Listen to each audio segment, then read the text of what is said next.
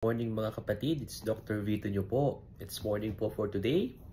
At maraming tanong sa akin, ano ba yung mga healthy na routine na dapat mong ginagawa pagdating sa umaga or pagkagising nyo po.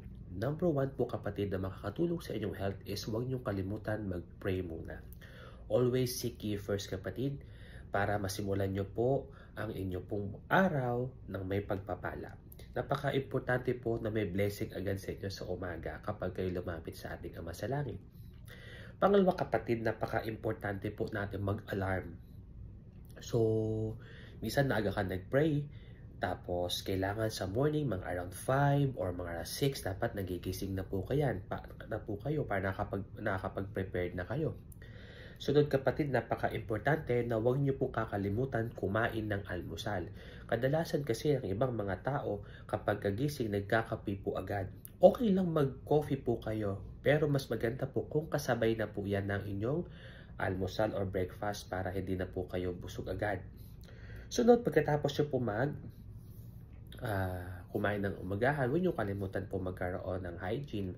Ibig sabihin, maligo kayo at magsipilyo. Nang sa gayon, hindi nyo na po makalimutan at hindi po kailangan ipagsahapon pa. Okay? Pagkasunod po ng ating hygiene is magkaroon kayo ng meditation. For example, pwede kayo makinig ng music, pwede kayo magbasa ng libro, pwede po kayo manood ng mga nakaka-relax na bagay for at least mga 10 to 15 minutes or mga shorter time. Okay? Pagkatapos nyo po mag-meditate, huwag kayong makakalimot mag-exercise. For at least 15 to 30 minutes, mas maganda nga po kung daily para na sa ganun gumaganda ang sirkulasyon ng ating katawan at ang ating puso po ay nagiging healthy. Okay? So after exercise, sunod, pwede naman po huwag po kayo makakalimot po na magkaroon po ng mga listahan na mga dapat nyo pong gawin. Nang sa ganun po kapatid, hindi po kayo nahihirapan po na i-organize ang inyong mga sarili sa araw-araw.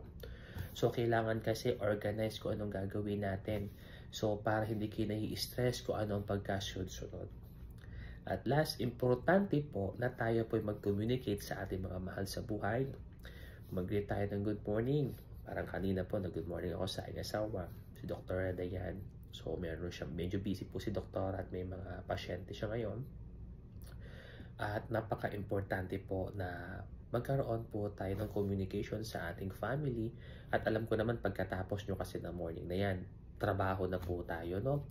So, napaka-importante na quality time sa ating mga pamilya. Nang sa ganun, kahit magkaroon tayo ng problem, alam naman natin na sila yung ating kasangga, sila yung ating malalapitan. Kaya napaka-importante na gawin mo to sa umaga at marami pa po kayong pwede pang gawin in modify nang sa ganun maging healthy ang ating katawan, ang ating kaisipan. Ito po si Dr. Vito, ang inyong Mindoreñong manggagamot.